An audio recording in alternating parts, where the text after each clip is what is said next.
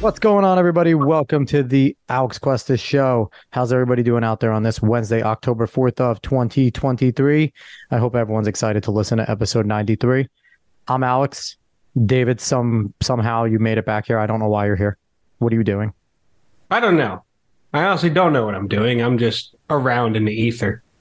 I mean, and so here's the thing. Anyone keeping score at home, it's been 2 weeks since we've let out a show. Fun fact, we did record a show. We had one. It was just Dave and I.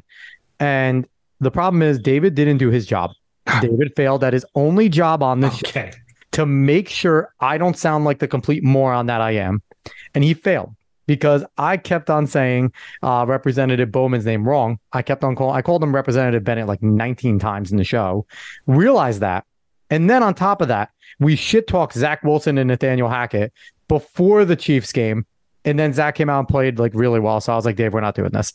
Like we're just going to scrap everything involved. And David failed at his job anyway. See, so the issue is when you say the dumbest things with confidence that many times and I'm sick, it doesn't work out well for me. All I hear is excuses. You're basically McCarthy on why the appropriations bills didn't get done. I should oust you like McCarthy right now. Do it. Bring it on. But anyway, if you like what you hear today, give us a like, share, follow, subscribe, rate 5 stars, Spotify and iTunes. Please do that because it helps boost us up, get us noticed, put us up there with some of the bigger shows because we always have awesome guests. And damn it, let's get up there. Go spread it word of mouth and go find us on the socials at the Alex Cuesta Show. So quickly before we get into today, 2 weeks ago, we had our good buddy on, Tim Pass, on. He's from our hometown of Manchester. He's currently serving on the Board of Education and interim level, trying to get that back. Local business owner in the area, high school football coach. So all around good dude, and really got into some of the local politics stuff, why he should be back on the board next year. So go give that a listen, especially if you're a Manchester resident. We appreciate that. But Dave, this week we have another fantastic guest. She is somebody that if you want to get good political commentary, a lot of awesome memes about politics and just general good opinions from just a regular person, you want to go follow her. She is Tiffany. She is a conservative X, not Twitter anymore, Dave, a conservative X influencer. What's going on, Tiffany? Hey, thank you guys for having me. Absolutely. And I want to give your Twitter handle so people can go follow you. It's at Tiffany and Sadie. So go there, go follow her. And again, she's an awesome follow. So I want to jump right into it, Tiffany, because as people know, we always kind of figure out what our guests want to talk about. And you wanted to talk about single women and why they have a large trend of voting Democrat. So in what you've been looking at, what have you seen that why single women are gravitating that way? Well, aside from the issues of everybody on the conservative side wants to just say, oh, Roe v. Wade, that's it. That's why it's abortion. And that's not the only reason. I feel like most of the reason is that Democrats actually target women and they try their hardest to message to them to be like, oh, we love you, vote this way. You know, we care about you. Republicans hate you. And Republicans don't do anything to respond to this whatsoever. They don't target they don't target women at all. Like they don't change their messaging in any way. They don't try to find out what issues are important. They're just like, well, all they want is abortion. And that's not really the case. And I feel like Democrats are also trying to change boys into women too. So they're trying to get more women by calling men women. Exactly. That's how much they love them, even though they don't know what a woman is. Like it should be so easy. Like with all the stuff going on right now, like they don't know, they won't define what a woman is. They say men can be women. They say men can be mothers. They say men can have periods, buy tampons. Hold on one second, Tiffany. Are you a biologist? Are you a biologist? Are you able to be making these strong claims about biology? I must be, because I can define what a woman is. To be fair to Republicans, though, they really don't have a messaging directed towards anyone most of the time. They're just kind of out there. They don't ever necessarily try to get any voters. They're just like, oh, this is come in. Yes, it's so frustrating. And most of what I see, honestly, like from the big influencers that's pushed is like almost it's hostile towards women. Like it's like, and they only promote, and I'm not saying that, it's bad by any means to be a stay-at-home mom wife, but they say pretty much that's what you have to do. And that's not the case at all. I know I'm a single parent, but I know plenty of single people, single women who vote Republican because it's in their best interest. And they're not married with kids. They work, they're corporate women. Like it's not just for that specific type of person. Like it's not. And they need to we really need to do better at just explaining. So from being a single mom yourself, but also being a conservative woman, typically conservatives, their message is about the nuclear family, right? They want a man and a woman in the house. They want, kids being raised by both a man and a woman. And that's kind of been their big messaging, that it's so important. You being a single woman and a conservative, what would you say to some of the strategists to be like, no, how to reach more women like you, who is a single woman, who has conservative values, a single mother and everything like that, has conservative values, but definitely could feel off put if you're hearing some conservative influencers going like, no, it's wrong. And what they're doing is wrong. And that has to every once in a while kind of piss you off, I'd imagine. Oh, all the time. Like if I were undecided in my voting, like if I had no idea who I wanted to vote for and I opened Twitter, or I'm sorry, we're calling it X. If I opened No, Twitter is perfectly fine. You can call it Twitter. X. I can't stop. It will always be Twitter. Exactly. But if I open any app, Twitter, X, Instagram, and all you see is, oh, single mothers are bad because X, Y, Z, or you see, oh, you have to do this, and you have to get married, have to have kids, have to, nuclear family, it has to be this way. That's off-putting to me. But also, if I would not, if I'm uninformed, and most people are in their voting choices, nobody's a political nerd like me. They don't sit on and just think about policy all day. But the average American, voter doesn't really break all this down. They just go by the headlines. They go by what they see and what they hear and how they feel. And you're going to open Twitter and see, oh, single moms are awful. Well, okay, fine. I'm going to vote Democrat, Yeah. So that it's that easy for some.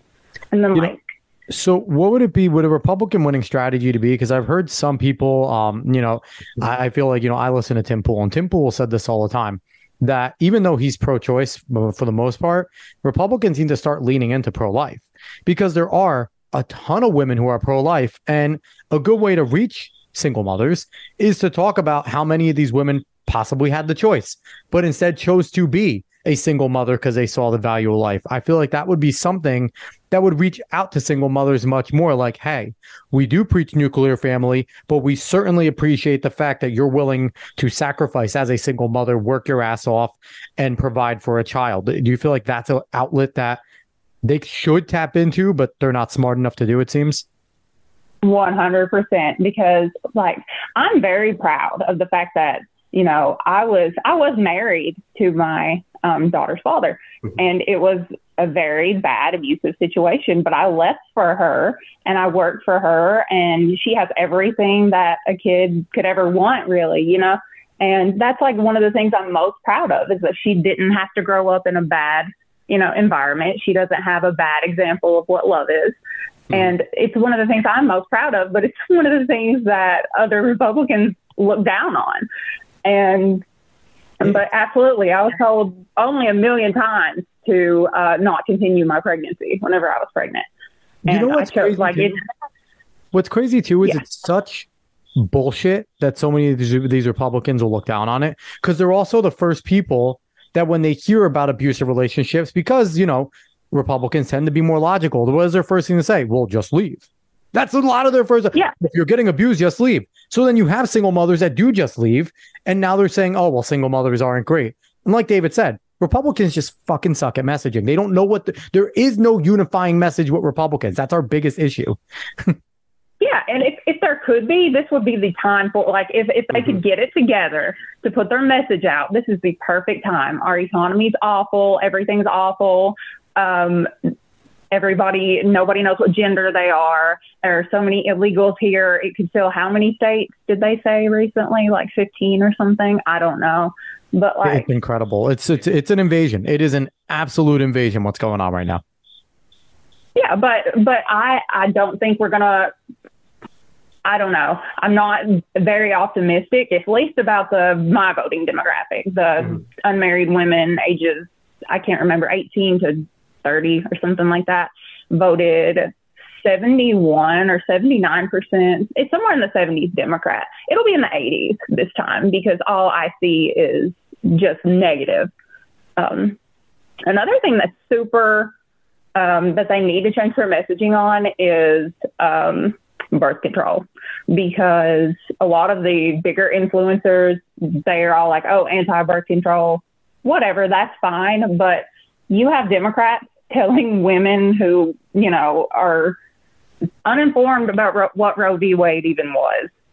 Okay, so they're telling women, oh, well, now they're going to take your birth control from you. You have to vote Democrat. And then they, again, log on to their social media and see, oh, birth control is so bad, ban it. So it just like feeds right into what the Democrats want.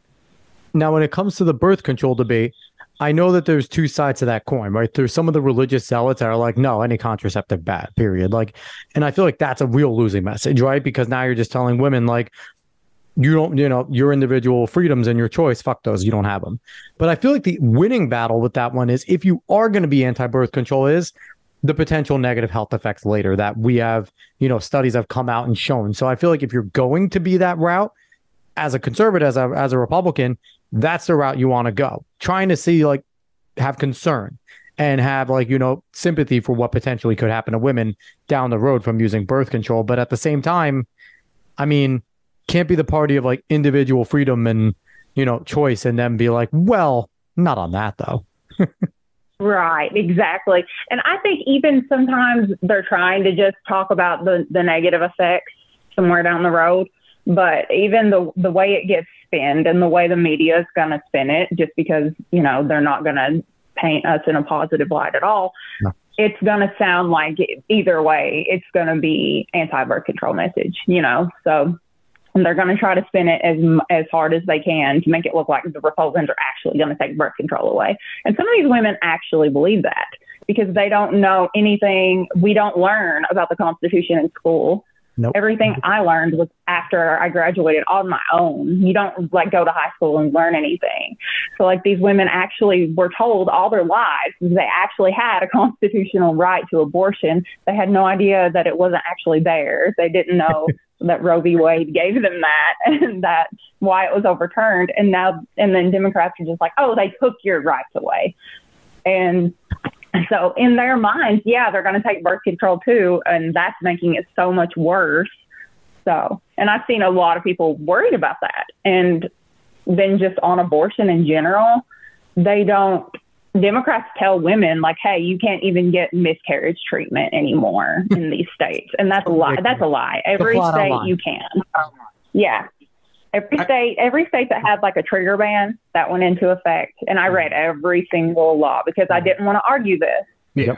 I didn't want to get on X, Twitter. And they're not very long. This. The state laws aren't very long. I've read a bunch of them. David's heard me. They're 5 pages, 6 pages. They're legalese. They're kind of annoying to read, but you can figure out what they're saying. Yes. And I looked at every one of them. So every state that had a ban that went into effect as soon as Roe was overturned. Every state has an exception for when the life of the mother is at risk. A lot of them have exceptions for SA. But every single state, nobody's going to make you keep a pregnancy that will kill you. No state will not treat your miscarriage. It's a completely different thing. Yeah, definitely. So, Dave, you had something to say? Yeah, I do have a quick question, messaging wise, especially between like conservative and liberal influencers and stuff like that.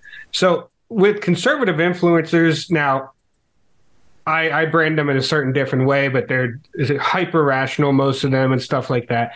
But they also try to come at things from a baseline of knowledge that they already know from being a political junkie, and they're starting from this baseline that most people, unless you listen and unless you actually gorge yourself on this stuff, you're not going to know. But it seems like with the liberal messaging or the Democrat messaging, it doesn't necessarily come from a baseline of knowledge, or if it does, it's a baseline of stuff that you may have already seen on these apps that are easy headlines. So do you think that's another big issue on it, is that when conservatives speak, they're speaking from a spot where they think everyone is already with them? While Democrats, when they speak from a spot where they at least seem like they're trying to understand you more, and they're putting more empathy in what they're saying. Yes, I definitely agree with that. Democrats, it's almost like they paraphrase a headline over and over and over. Yep. And sometimes if I really want to just, like, sometimes on X, on Twitter, my best takes, if I don't want to sound mean, if I dumb them down a little bit, it reaches more people. No, you're not wrong. So, because that's the thing. It's not mean. It's because you already are steeped in this stuff enough where, it's happened with me before. I know it's happened to my brother. If you're talking to someone that doesn't read this stuff or doesn't have the time to do it and doesn't have the interest in it, then you have to kind of dumb it down. You have to make it a different. And here's the major difference. Democrats right now, especially the party, they're a bunch of Marxists. Marxists really do believe that they're the elites. They really do believe that their followers are a bunch of idiots and that they're followers and they're easy to influence. So they speak to them like children. Listen to Kamala Harris. She speaks to everyone like a child, and she speaks in rhyme, which I love the way Trump said that she speaks in rhyme. But she speaks that way. We're Republicans, for lack of a better term, we have too much respect for our followers, like conservatives. Like, we think that they're all, like David said, they're all red. They're all like big in this type of stuff, and that they know all this stuff. And then they go on these big diatribes and there is no messaging there. It's just, here's all the information. We expect you to read it, know it, and love it. And I feel like that's a big issue. And you talked about dumbing it down. I think that's the value of memes. That's why conservative memes work so well, because the messages are quick, they're dumbed down, everyone can enjoy them, and they're mostly funny. So you're not mean by saying when you dumb it down, you get more, more connection to people and things like that. Yeah. And I've been posting a lot of memes lately just because, like you said, it's quick, it's easy, it's funny. There we go. Yeah. Memes work. And the big part is the left can't meme. So, I mean, it's a tool that we should be using more, because honestly, Donald Trump wins the presidency in 2016 off the Great Meme War. It's a big part of it where people were getting their information from memes, which is, I don't recommend. That's like getting your information from TikTok. It's kind of stupid, but it was a big influence in the whole entire thing. So I want to ask you, if you were sitting there and you're looking at all the candidates now, obviously out of the 9 candidates running, like real candidates, I guess, that get on debate stages, it's between Trump, DeSantis, Ramaswamy, and outside Nikki Haley, because the establishment is going to push her and keep her there. Which one of the candidates would appeal to single women the most? Single women the most? Ooh, maybe Ramaswamy. Just because if we're talking about like the younger generation, like my age, if we're talking about like 20s, 30s, he may connect with them more, because a lot of them, like, I'm talking about like all the ones that aren't like into politics. Do you just keep on showing him the shirtless tennis video? Will that help him out? Yeah, that helps. No, like the way he speaks and the way he connects and the way he's not on life support. And DeSantis is like, I love, a lot of what he's done in Florida. I love, his politics on a lot of things, but he is not good. He's a breadstick. Like he's an absolute breadstick. Yeah. Like I don't know. It's like almost like,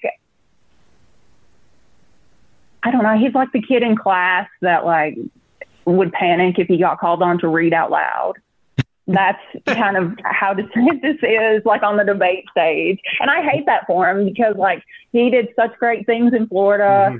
Like, he was a rock star in Florida. Like, he I lived in a state with a Democrat governor, and I kept going to Florida during COVID. Like, he did great. He just and I needs just to hate that pretend he that can't everyone. communicate that. Yeah, he just needs to pretend that everyone's a news reporter. Because when he's ripping the news reporters in Florida, like the press conferences, and he's just off the cuff, he's fantastic. Yes, if he just, like, I don't know, like they tell you, like, when you're going to, like, go perform, to, like, picture everyone in their underwear, he needs to picture them as news reporters. Yeah. And just rip it. That would be my advice to him if he ever needs my advice. That's my advice. But just because a lot of the single women that I talk to, a lot of my friends and everything, that aren't really into politics, that they don't know anything about it, they like him. They like Ramaswamy because he's younger and he doesn't appear to be dying. Pence was struggling on the debate stage. Pence was like holding on for dear life half the time. I thought he was going to keel over. Yes, and that joke that he made about sleeping with a teacher for 38 years, I'm still like sick about that. Like, I don't know, every day I feel like somebody is forcing knowledge that I never asked for about the sex lives of these old politicians that none of us ever wanted to know. But you mean you didn't like Nancy in a swimsuit? I mean, come on. Oh, God. Nancy in a swimsuit, that was just, every conservative's dream right there.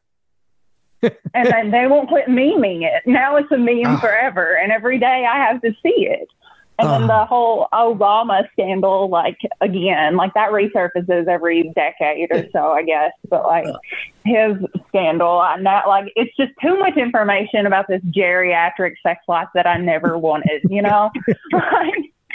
I mean, in the words of the great Adam Sandler, all that loose skin and old balls, gross. So, honestly, one of the best lines. Right. That's all I think of. I'm sorry, that's what you think of. No, Mike. Now it's in my head. Stop. Make it stop. Yes. So, Tiffany, we're gonna try and get back and stop thinking about that. I'm sorry for everybody listening that we did that to you. I could see Dave's face. That's all he's thinking about now too. He's hurting. Well, I've been coughing the whole night, and now I'm gonna start throwing up. So, Tiffany, to you, what is the single biggest difference that you've seen in, like, the voting trends or people you talk to between married women and single women? Most of the married women are going to vote Republican. Not most, probably, a pretty good portion of them are going to vote Republican. The single women are more targeted by the Democrats, who and they're all gonna vote Democrat. It's gonna be worse than 2022. I think it's gonna be in the 80%. In 2024, and the thing is though, but we'll see, because right now Trump is the leader on a lot, and it seems like he's gaining in a lot of other demographics. So if that's a demographic that he loses some points on, as long as he can gain in, like, the black vote and some other, like, spots, that would help him, because right now we're looking at it as long as Trump's not sitting in a prison, and even still then, he might still run and be the leader. I don't see DeSantis, Ramaswamy, anybody actually catching him at this point, especially you're looking at the polls coming out of New Hampshire, Iowa, and stuff right now. It's going to be an uphill battle for them. What does Trump need to do in order to try and gain these single women back? Or is he just kind of like up Schitt's Creek without a paddle because the way the media has portrayed him? The media portraying him in the way that they has made a big difference. That's why I didn't pick him as the one that they would pick as their favorite, just because they're so, like, led to believe that he's just an awful monster that assaults people and everything falsely. But I think a lot of his positions that he's trying to take right now on abortion, where he doesn't want to come out and say, oh yeah, we're just going to ban it. I think I'm pro-life, obviously, but I think that's helpful. That way that they don't, because the Democrat, like, if he says, oh yeah, we're banning it immediately, like how he, didn't give an answer. He was like, well, we're going to talk about it. We're going to see what works for everybody. I think that's actually smart. And a lot of conservatives, they criticized him for that, but he's trying to win. And he's actually trying to win, some of that demographic back, because that's the main issue that Democrats want to push on women right now. And so I actually felt like that was a good idea. And I got criticized for saying that. But I'm like, well. Yeah. Well, thing is, people forget a few things about Donald Trump. First of all, Donald Trump isn't a conservative. We just need to put that out there. Donald Trump is a Bill Clinton Democrat. Exactly. He always has been. But the Bill Clinton Democrat is now in the conservative field. Go listen to speeches by Bill Clinton, except for the one when he's talking about not getting ahead in the Oval Office. But the other ones, he sounds very much like Donald Trump. Like they're very similar. That one still might sound like Donald Trump. That might, but I was about to say that. Yeah, yeah, but he's talking about not wanting the women that are accusing him. Like, he just keeps on saying, no, you're not my type. Sorry, E.G. Carroll. I would never touch you. You're not my type. So, I have a terrible Trump impersonation. But don't do it again. But overall, it's like, it's just, he's not a conservative, number one. Number two, he's a negotiator. If he sees an issue that isn't a winning issue right away, like, he's strong on the border because he knows the border is pretty unifying, especially if you're on the left and you're in Arizona, New Mexico, Texas, and that southern border, you're looking at this going, yeah, no, screw that. We need this border closed. Border, China, economics, those are things that he's pretty rock solid on. He'll give you solid answers. There's other things that he's looking at it going, okay, abortion's not a winning topic right now. If I just say I'm only pro-life, we're bad at messaging that. So I'm going to negotiate this. So that's what people need to understand. Now, I'm not apologizing for Trump. He did help end Roe v. Wade, but he was critical of Ron DeSantis in the 6-week rule. And that's something that I think, he shouldn't have been. But that's just the way he is. He hedges his bets on things he's not sure of. So right. We'll see how it plays out. So I want to switch gears here. And this kind of ties in to the topic, but, on the outskirts. But right now, what we're seeing is the House has vacated Speaker McCarthy as of yesterday. Today's October 4th. They vacated yesterday. We're waiting on a House vote.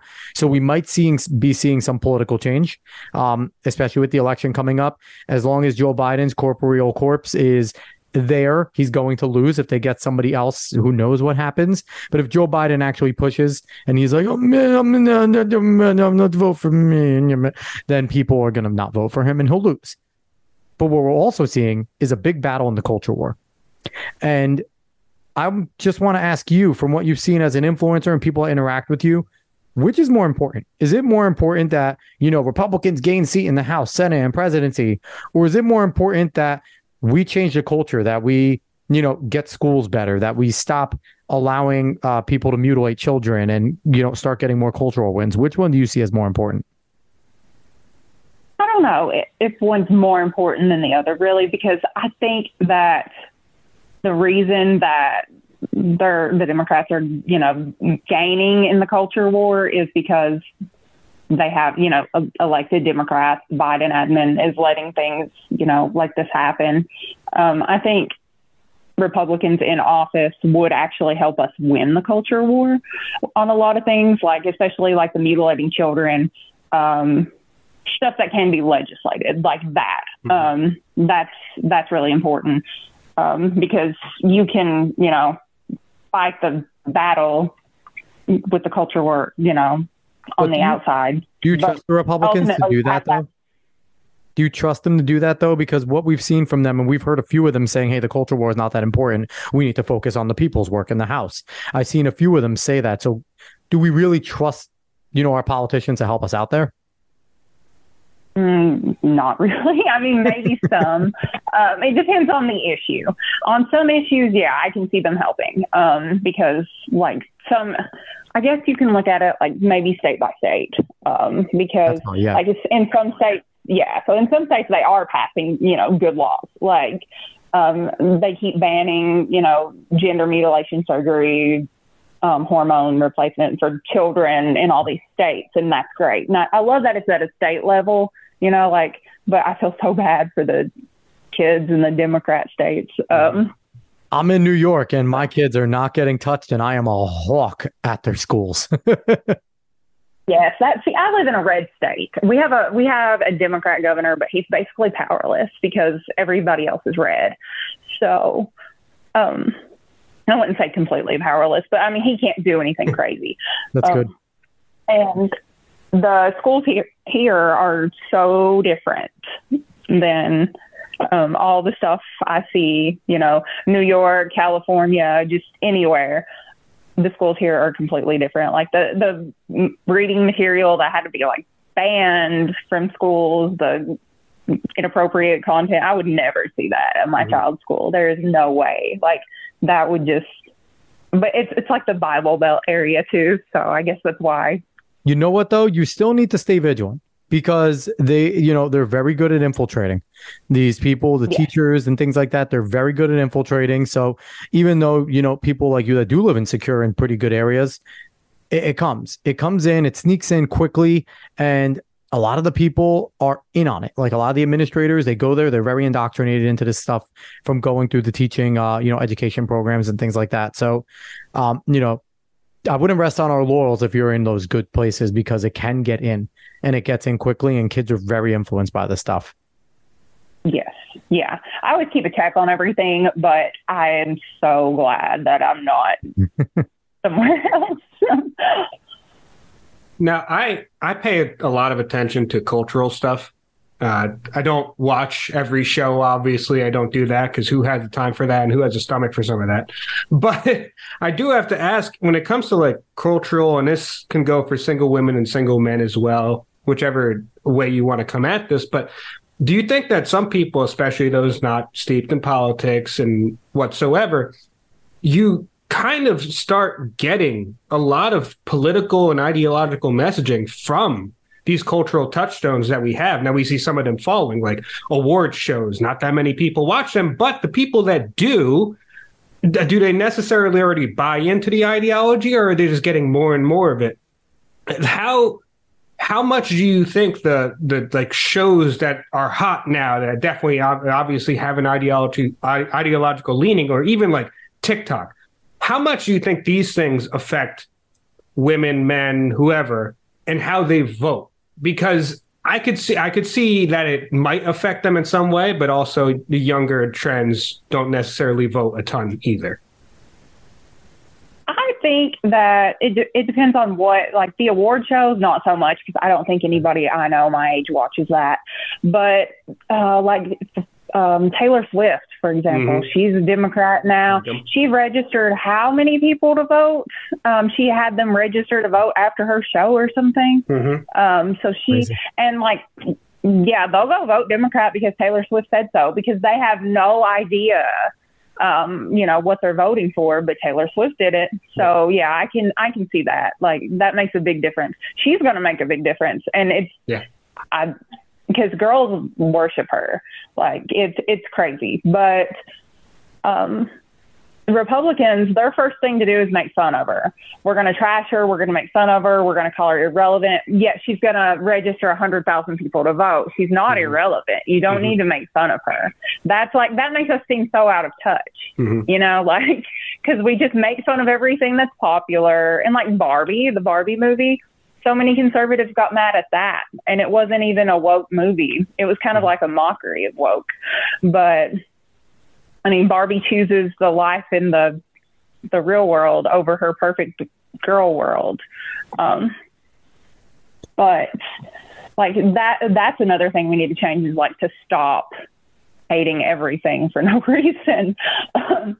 And to stop, like, Republicans have a problem with pretending these things aren't going to influence anything at all, instead of like having a counter. Like we can have somebody that like registers, like we can get a superstar too, like maybe not as big as Taylor Swift because she's pretty huge, but like what if we had one too, instead of realizing that we need Vince Vaughn. Vince Vaughn could go make a movie about just like registering Republican for everything.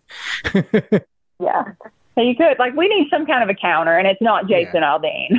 No. Yeah, well, I do think it's interesting because, like, while we do complain about Republicans a lot, and we should because most of them are useless, but there is at least something in the conservative side politically, where it seems like there isn't much in the conservative side culturally, and in that area we lose so much, and I feel like we lose a lot of people that don't want to pay attention to politics because, lo and behold, it's pretty damn depressing when you listen to it all the time. Yes, it is. Like sometimes I just have to like put my phone down and go be in the real world. Like if I sit on my phone too much and look at all this politics, I'm in a bad mood. But I love it. It draws me back in. It's toxic and I love it. So do you it's think like a toxic relationship? Yeah. It certainly is. So do you think that part of the problem is kind of what we spoke about before, where Republicans are sitting here and they're thinking on such like a lot of Republicans and conservatives are very red. They like, I've read a bunch of Marxist stuff because I want to know about Marxism and things like that. I focused on Nazism when I was in college because like anything I hate, I want to read about so I can know why I hate it and know my argument.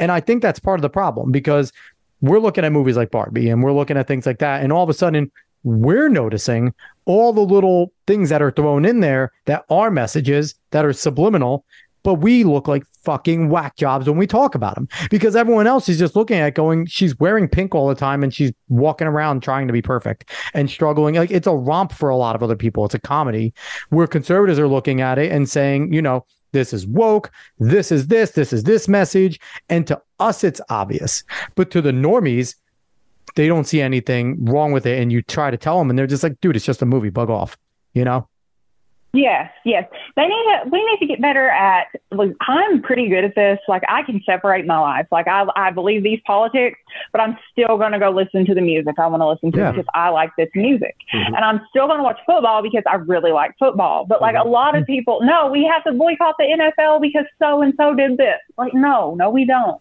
Just go have fun. Let your hair down. Definitely. So, what is in your opinion, what is the best way to try and secure victories in both of these? If you want to talk cultural, political, whichever one you want to choose first, but how would you, if you were sitting there and we voted you the RNC chair instead of the awful Ronna McDaniel, how would you secure victories both culturally and politically? Culturally, we've got to have like some answer, like you said, we've got all this policy, but we've got no culture. Mm-hmm. Like it's not cool to be conservative or Republican because to people, like they don't know, but like it kind of is like, because like everybody's all for freedom, all for your rights, like all that. Like we need to somehow put that out there, especially for younger people. I think the older people, older generations, they're set in the way they're going to vote. Yeah. They're going to look at policy. They're going to look at, leaders and they'll like them by that. But like the younger generations, we don't know anything. Like we went to school that didn't even teach us about the Constitution. Yeah. So we need like a better understanding of what it actually is, because Democrats do a great job at making everybody seem like old and religious and boring and just awful. Not that religious is bad, but... So what do you think of the people like your Bryson Grays, your Tim Pools, your Patriot Jays, and things like that seem like they're trying to get really into those cultural spaces? Do you think that, they're doing a good job of it? And, if you could like peg somebody that you would want to jump in, like who would you want to kind of jump in there as well? Most of them, like some of them, like I don't know Bryson personally, but Bryson is probably not the one I'd want to message anything, just because he's really, it comes off, I don't know if he's a hateful person, but it comes like his messaging comes off hateful. It comes off judgy. Like we don't want to do that, because you win with addition, not subtraction. Like a lot of these people, they're like subtraction. Like you have to live the exact way I live or you're not this. You're not in. You're not with me. Whereas Democrats are like, yay, we love everybody. Come over here and vote for us. Yep. And then eat the bugs. That's pod. Yeah, eat bugs with us. Yeah, change your gender. We love you. Like that's Democrats. They don't love anybody, but they're very good they love themselves, but they're very good at giving the idea that they're inclusive. They're great. Very good at indulgence. They will indulge everything. Yes, they're good at that. And like, if we could just let everybody, like, we need somebody, and I don't know that there's anybody that's coming to mind right now, but we need somebody that's like not super self-righteous, that's just kind of normal and relatable. We need more people like that, that people are going to relate with and be like, oh yeah, I relate to her, I relate to him, because like all day talking about how this many people are just sinners and they're awful, or this guy isn't conservative, or this guy isn't, because, like it's just all day of just singling people out and pushing them away. Like some of these influencers spend all day fighting other Republicans. Like I never see some people ever criticize a Democrat, like ever. I'm like, what is your problem? Like I'll criticize Joe Biden all day and I'll remind everybody how awful he is all day. But you'd rather criticize Ron DeSantis or a congresswoman, Marjorie Taylor Greene, or, like somebody on our side. You're using all that effort to attack within. And it's just like everybody needs to come together a little bit better. And I'm guilty of it as well. I'm on Twitter and I'm, going at some people. I'm guilty of it as well. And it's something that's on our side where if you're not being, and it's like it seems like the right has more of a litmus test, right? If you're not being as conservative as I feel you should be, or you're not the right type of conservative, then you're not conservative at all. Like we treat everyone that's not like with us like Adam Kinzinger, and they're not. They just have some different beliefs than us. Adam Kinzinger has went full lefty and, he lied to everyone to try and be a Republican. But it's like, if you're not with me on every single subject, it seems right now, then all of a sudden, boom, you're wrong about everything. You're not a real conservative. And I agree with you. We do need to. That's one thing also Democrats are much better at. They don't infight. They don't really attack each other. They spend all their energy just same message, attack conservatives on this message. And it's repeat. And we do need to get better at that. We need to get much better at doing that. So yeah, and they're so united too in it. Yes. Like they don't care. You can like they could nominate a trash can for president, and they would all vote. They would all take a picture. They would all get their little sticker and be like, "We did it. We voted for the trash can, like a literal inanimate trash can. We're so proud of ourselves." And they would all come out and do it. You give me that trash can over Joe Biden any day. That's a pretty good message to me. And maybe I really over Fetterman. Would take a trash can over Joe Biden. It could move just about as well as him, too. Oh, and something about Adam Kinzinger. He blocked me recently. Adam Kinzinger? Why did Adam Kinzinger, what a douche. I didn't even say anything that bad. Okay, so he posted that something that he would be. This is the tamest troll comment I've ever made. He posted, "I would be embarrassed." Something about Ukraine. I think he would be embarrassed if we didn't fund Ukraine more or something like that. I literally just replied with, "I'd be embarrassed to be you," and he blocked me. But you know what, though? Sometimes it's the most simple things that cut the deepest. Like me and David have had conversations about how just the process of just telling somebody, no, you're wrong at this point in like our reality just stifles people, because everyone expects a debate. Everyone expects an argument, but nobody expects like for them to tell you whatever they're telling you. And you're just like, no, you're wrong. And offer nothing else. Like nobody knows how to respond to that anymore. And you with the simple, like, I just wouldn't want to be you, dude. He probably just shed a tear and was like, I hate her, and like was crying into his keyboard as he was blocking you. I have made men cry before, but never that easy. Like that was the easiest. I mean, Kinzinger seems like a guy that's in his field, so you definitely may have definitely struck a chord there. So you spoke of unity. Right now, that is the last thing that's going on in the Republican Party in the House of Republicans right now.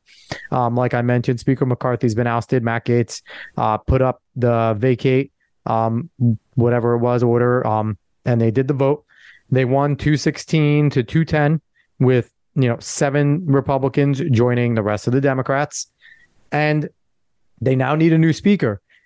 So where do you stand on this? Do you think it was a good move by Matt Gaetz to hold Speaker McCarthy accountable for, not releasing the J6 tapes, not securing the border, no appropriations bills on the floor, all the things? I forget who did it. I think it was like Strawman put down all of his failures. It was one of those people, and it was a ton of failures, things that he hasn't produced since he became speaker and promised. Where do you stand on the ouster of Kevin McCarthy? I think that it's actually good that he was held accountable. I don't think he expected to be, of course, because this is like the first time this has ever happened. So that's why he, made his deals and didn't follow through. He thought he was good. But I think it could have been a little bit planned out better. Like we should have had a replacement ready to go. Like pretty much like they should have already kind of planned this out. Maybe timing would be a little bit better. But I'm glad he did it because, I mean, like we just said, we don't really trust our politicians to handle a lot of things. So this kind of gives back a little bit of trust, or at least is trying to. My only thing is, like, I've heard a lot of Republican pundits and stuff and conservative pundits say, well, what's the plan? It was tough to have a plan because a lot of people were siding with McCarthy on everything. Jim Jordan's winning. I think Jim Jordan's pretty good. Steve Scalise has also thrown his hat in. I'm a little more shaky on Scalise. I think Jim Jordan's good, but Jim Jordan has voted with McCarthy every which way. Every time there's been a big deal, he has sided with him. Didn't Jim Jordan, didn't he vote to keep him in? Like, he didn't vote to oust him. And he voted for him. Didn't he make a speech about it?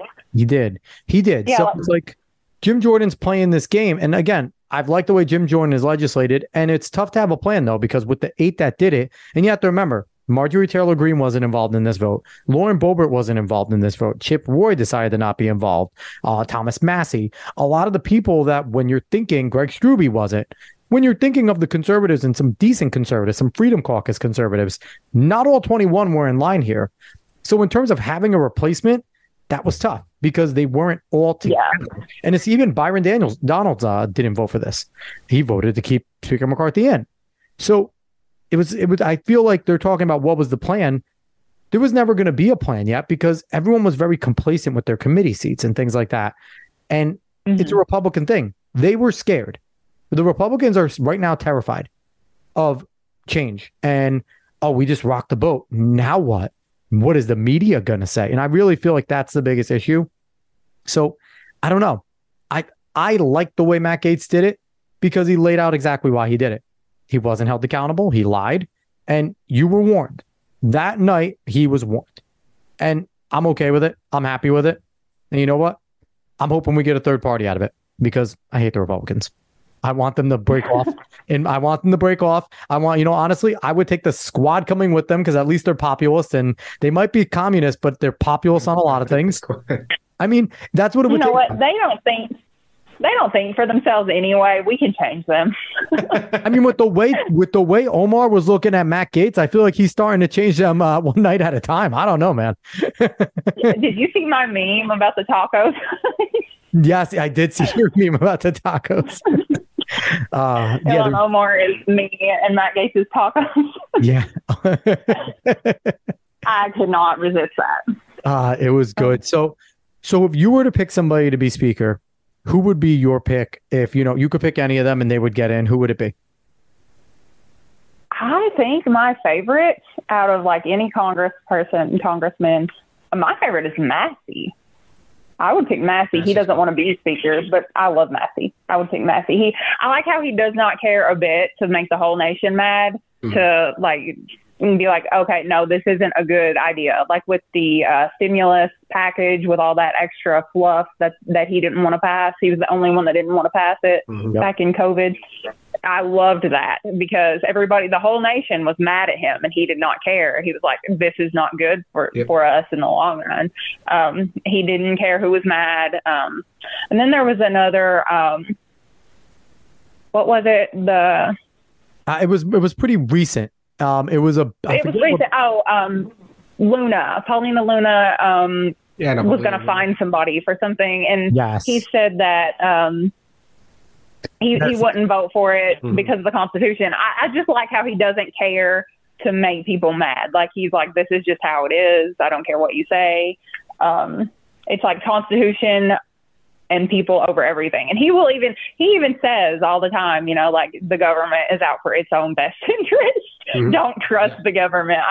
He's my favorite. He's a Ron Paul libertarian through and through. And I think you would, that's his issue. That's why he would never win. Because he's a Ron Paul libertarian. Like, people on both sides fear his loyalty to the Constitution is what people on both sides fear, because he is not afraid to be like, not in the Constitution, gavel, get off my podium there, go away. Right. And I love that. Like, see, that is perfect for me because I love, like I have a love for the Constitution. Anytime people are arguing, I'm like, well, Constitution, I try to go back to that. Like, I had somebody in a chat I'm in, they were arguing at whether or not, like, it was really odd, like whether or not Christians should be the only people that are allowed to be in government or whatever. And I'm like, Amendment 1, move on. Christian nationalists need to go away. Honestly, these Christian nationalists, awful. Just go to the left because you guys are leftists. You're cultists, you're communists, you're very much collectivist. Just go. Don't claim to be conservative. Like, go away. Go join, the neo-Nazis, which aren't on the right either. Like, they can all go away. I know we need them for voting because they're the southern voting base for whatever freaking reason. But it's like, man, I just want these people to go away. All the collectivists, like, we're not collectivists. Just go to the other side. Leave us be. Like, I hate them all. Right. Well, the problem is when you go so far to the right, you circle back around and you hit the left. Yeah, whenever you're so far out there right, that's exactly what happens. And they're right there. Like, they act just like leftists. They do. They really do. The Christian nationalists are insane. Dave, I'm going to ask you the same question. If you had a say in speaker, who would you choose? No one. No one at all. In fact, put this off for as long as possible. But really, this whole ousting is pretty fun for me because I understand why people are against it, with all the strategy and like, why would you give the Democrats this? Why would you get the whole Bowman story out of media and this? But it's just like, oh, you're creating a circus. Well, it's already been. You're just adding a couple more clowns. Like, there's nothing different here that's happening. In fact, more has happened that people would probably like by that ousting than that has happened for a while now. Because people already don't trust anything that's happening in our government. You go to a normal person out there that actually works for a living, and they'll tell you they don't like anything that's happening. They just want to afford the food that they're putting on their goddamn plate. So I don't necessarily care what people think about the strategy and going with this. And if you really want to bring the Bowman story back, just go in dressed as a fire alarm. Like, you could grandstand as much as possible. You could bring it back. It's not that difficult. So I just don't understand what the issue is. It's like they don't know how to do anything. They just want to keep it as the same as possible. So you want to hold McCarthy accountable. Gates has a reason why. He said he didn't do the things he promised. Okay, then get something done. I don't care. Like, that's fine with me. Honestly, all I'm thinking of right now is if they would like bring in Ted Cruz, because Ted Cruz's face looks like it's made out of putty anyway. So just seeing his face in like the fire alarm and like painted red and him just like, that would be amazing. It really have him stand next to somebody. It really does drive me insane the way we look at how things work in our Congress, especially from a Republican field, because we're so scared of doing anything. And meanwhile, you look at Parliament, they boo every time someone goddamn goes up to speak. The Democrats call everyone every name under the sun. Grandstand a little, get some goddamn emotion in what you're doing, and maybe people will like you a little bit more. So who do you want to be speaking? I think that's why so many like Gates, because he actually. Yeah. And Dave, do you have, so in the end, who would you like to be speaker? Massey is a very good pick. I'm fine with Jordan. Anyway, it doesn't matter. The speaker matters, obviously, but whoever is in there that is just not going to capitulate as much as possible. It has to be Donald John Trump, because that is the ultimate troll. That would be hilarious. And he already said he's willing to do it. I saw Struby come out and say it on Twitter. I saw a bunch of people come out and say it on X. I corrected myself. And, I would love if Donald John Trump would get in there, because they would seethe. And I would love if he like just started inviting like innocent J6ers to come in and be like his guests of honor in the people's house. Like, that would be amazing. Like, that would be something he should do. And honestly, I think it should be Trump. But overall, if it's not Trump, I like Byron Donalds. I think he's really good. And I think he's good on a lot of things. He's obviously, no one's as constitutional as Thomas Massey there, but I think he's a good choice. But again, it looks like it's going to be Jim Jordan versus Steve Scalise. I think Steve Scalise is a little more moderate than Jordan, so I would go Jordan just because I lean more right. And that's where I would stand there. Tiffany, out of those two, Jordan. Oh, yeah, absolutely. That would be the troll of the decade. That would be perfect. He's actually posted on Truth today a picture of him with the gavel. Or, nobody's giving this guy credit. The interim speaker has already done more than McCarthy. He's kicked Pelosi out of the office. I love it. I put that on X somewhere, and it was hilarious when he did it. But also, he did deserve to get made fun of for his little baby tantrum of slamming the gavel like he did. It's like, come on, dude. Your butt buddy got out. Like, go cry about it. Like, go away. What was that? I was like, what is he doing? Would have been comedy if it would have like broken and gone back and hit him in the forehead. Like that would have been like great comedy gold. I wish it would have. Like, we've had so many tantrums in Congress lately. Like, it's insane. Like, they have more tantrums than my child. Yeah, mine two combined as well. They are a bunch of babies. So last question for you, Tiffany. I'm putting you on the spot here. 2024, who wins the presidency? Oh, gosh, that's tough. Trump can definitely do it. I mean, because we're just going to say the nominee is Trump at this point, unless something happens.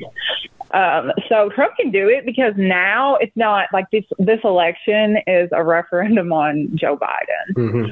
So, and nobody likes Joe Biden except for the people that the DNC pays to like Joe Biden. So sure. I think he can definitely pull it out just because Joe Biden has done so bad. Like, everything aside, like all of the, everything that's going on with him and, legally and everything like that. Like, that's going to help him in some ways, and that's going to hurt him in some ways because a lot of people realizes that it's all BS. Some people, though, that aren't very, into politics, they're just like, oh, he got indicted. That must be bad, So, like, we probably need to message a little bit better on that.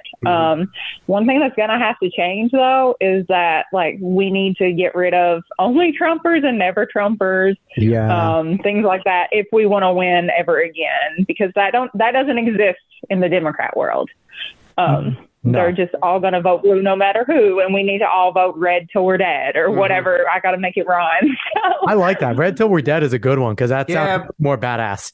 My only issue is red is also commie. Like that's the only issue. Oh, yeah. So I mean, we need to change the color to pink in honor of me. Awesome. I love it. So, Tiffany, thank you so much for coming on. This was a fun show. Yeah, thank you so much for having me. So once again, she's Tiffany. She's a conservative influencer on X, not Twitter, Dave. X, damn it. Twitter, you said Twitter. If you shut your mouth. And if you want to go find her, you can go find her at Tiffany and Sadie. Sadie is Sadie, in case you're weird and spell it with the Y. I just want to make sure everybody knows. But at Tiffany and Sadie, go follow her. Obviously, you hear she has a lot of good ideas. She posts awesome memes. So she's a good follow, someone that easy to communicate with too. And, it was a really good time. So, Dave, do you have anything to say before we go? Yeah, I'm still feeling bad. So that's why I was so hyped up, because otherwise I'd just be monotone and nonsensical. You're useful when you're feeling bad. So always feel bad. That makes me feel good when you feel bad. Tiffany, is there anything that you want to promote outside of your X? Anything on Truth? Any other places that you are? I used to be on TikTok. That's a commie app, and they shut me down. So I am now pretty much just on X. So yeah, that's pretty much it.